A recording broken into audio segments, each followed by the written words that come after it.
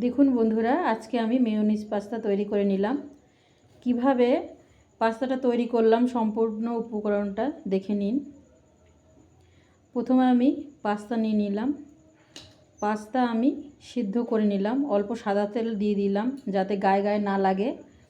আর এরপরে আমি সিদ্ধ হয়ে যাওয়া পাস্তাগুলো নামিয়ে নিলাম। একটু ঠান্ডা জল দিয়ে দেবেন উপরে, তাহলে এগুলো গায়ে গায়ে লাগবে না।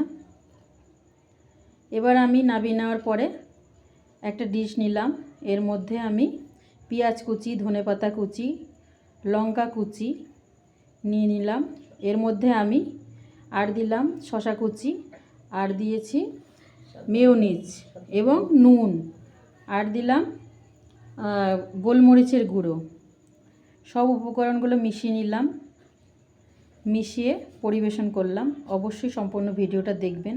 সবার জন্য অসংখ্য ধন্যবাদ। সবাই ভালো থাকবেন, সুস্থ থাকবেন এবং এগুলো আপনারা বানিয়ে খাবেন, খুব ভালো লাগবে।